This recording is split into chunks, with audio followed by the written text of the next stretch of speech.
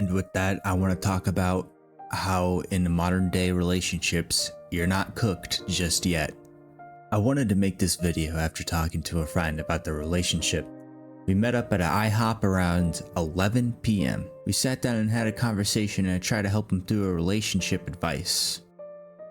I told him some tough words I think everyone should hear.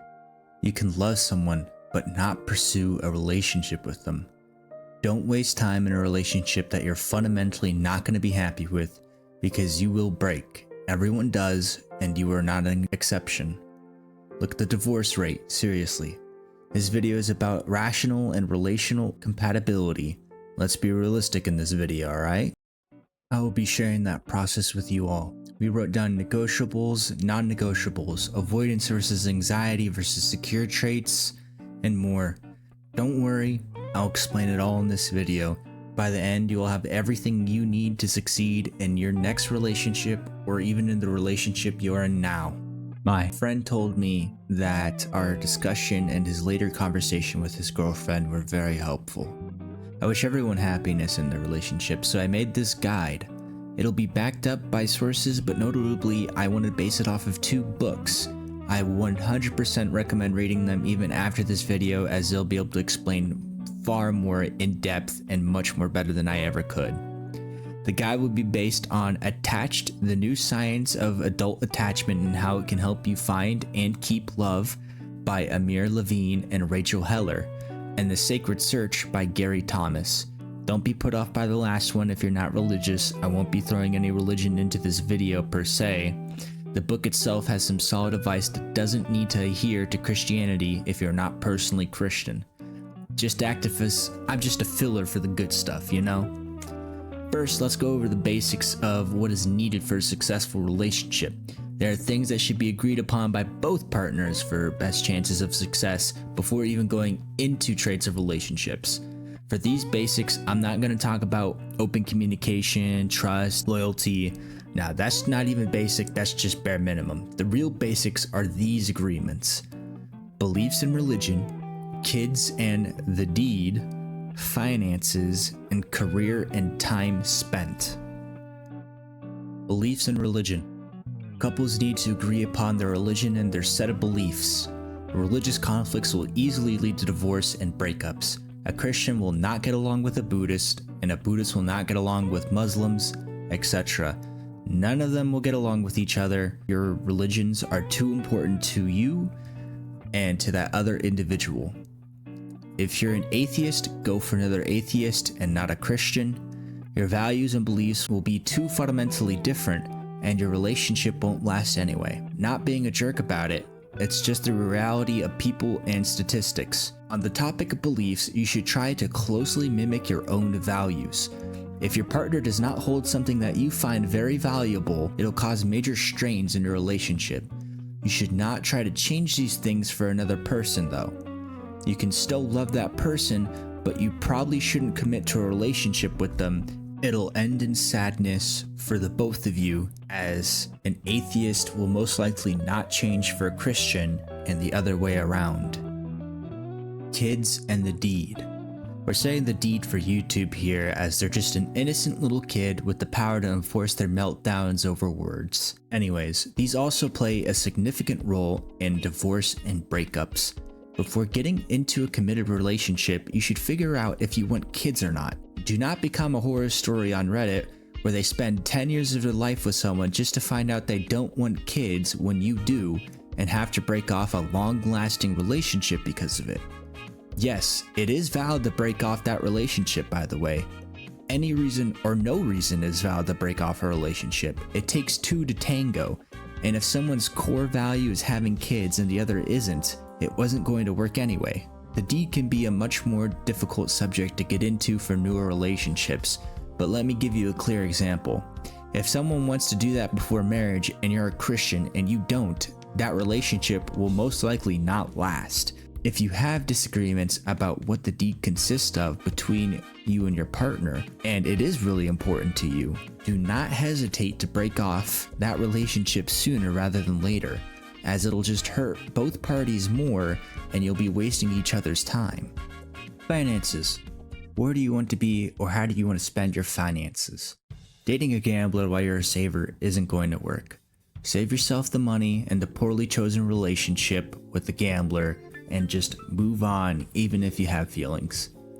People who are close in financial circumstances end up having higher success rates in relationships. If you understand the person's worth and the risk, you can enter a relationship with someone who is in debt and work together to move past that.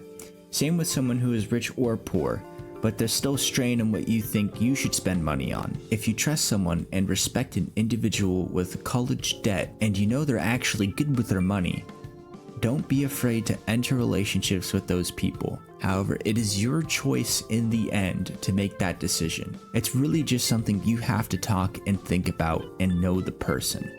Career and time spent. How do you want to spend your time, and how important is your career to you? People have different things they want to focus their time on. Someone's career could be the most important to them, while another might prioritize other things. If both people are 100% focused on the career only, and one needs to move for a promotion or a job, you need to both understand that the other person may not want to move with you. This can cause conflict in a relationship. Someone who may not prioritize a career as much may move with that individual so they can focus on their career. This is another example of needing a complement and not a copy.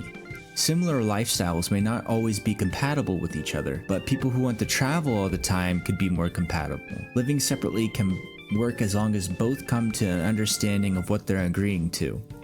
Specifically in terms of time, how much time do you want to spend together? How do you want to spend that time? For some people, it could just be being in the same room as someone doing different things, while another wants to have dinner dates frequently together. Some people may need their alone time more than others. Attached. Have you ever felt miserable worrying about your partner? Or have you ever felt like there's something wrong with you because you lose interest in your relationships after a few weeks and feel trapped? Well, not only do I have the answer for you, I have the whole solution. Kinda. These tendencies are called traits. There are avoidant, anxious, and secure traits in a relationship. I'll break it down really quickly, but you can only really find such good information in the book Attached. Anxious attachment style type of people. It's suggested that all happiness or unhappiness solely depend on the quality of the object to which we are attached to.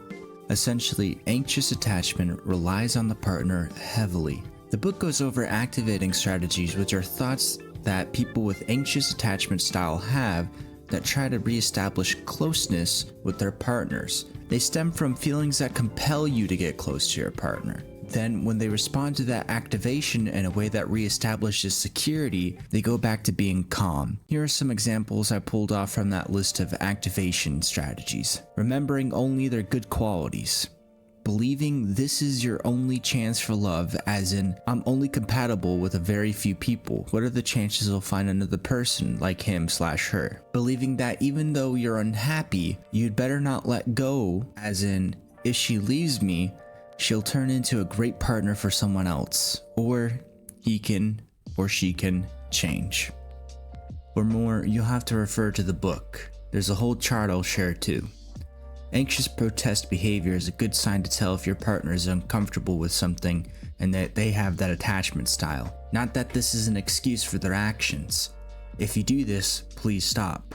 You're self-sabotaging like I've once done. Excessive attempts to re-establish contact. Calling, texting many times, etc. Withdrawing, being silent, turning to your partner, talking to others on the phone and ignoring him/her. Keeping score, seeing how long it takes for them to return phone calls and waiting just as long to respond. Acting hostile, looking away, rolling your eyes, leaving the room while they're talking. Threatening to leave. Self-explanatory manipulations. Acting busy, ignoring calls, saying you have plans when you don't. I listed all of them because personally I've had this style in the past.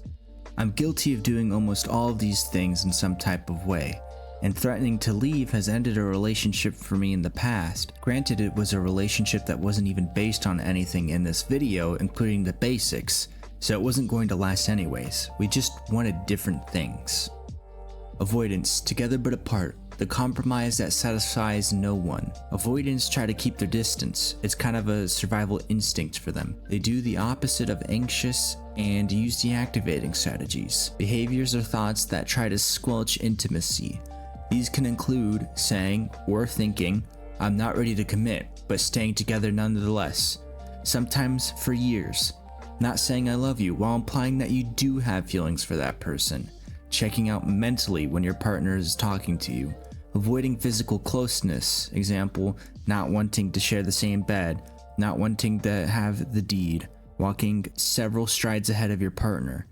These are everyday, unconscious deactivating strategies that avoidants use.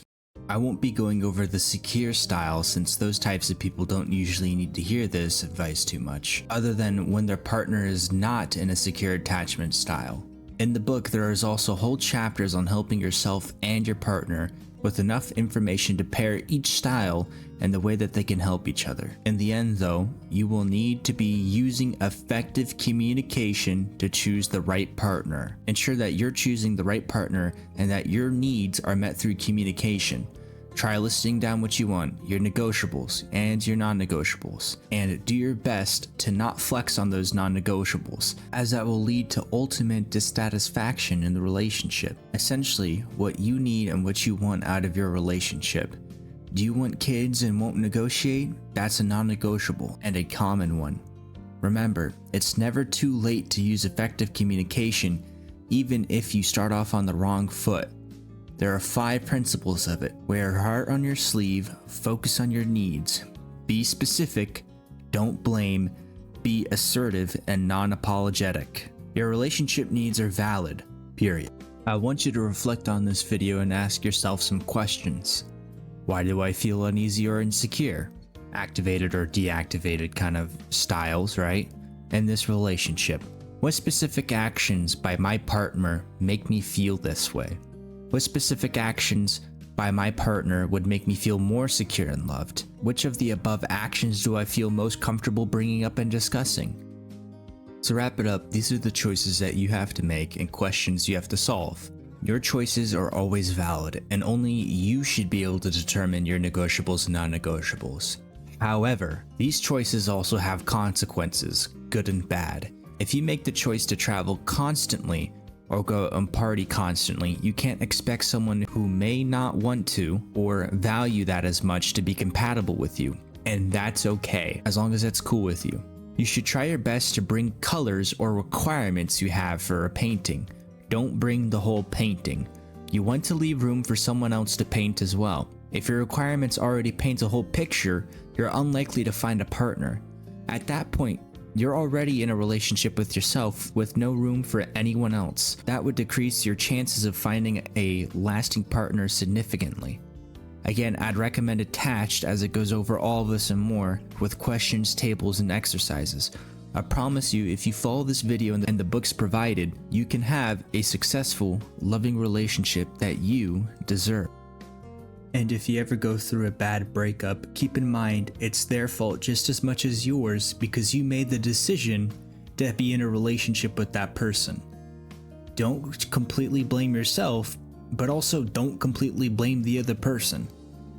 Remember, these are decisions that you make, and you will reap what you sow, whether that is happiness or sadness. Hello everyone, I am Not Enough Cooks. I'm still alive and I'm sorry for not posting much recently.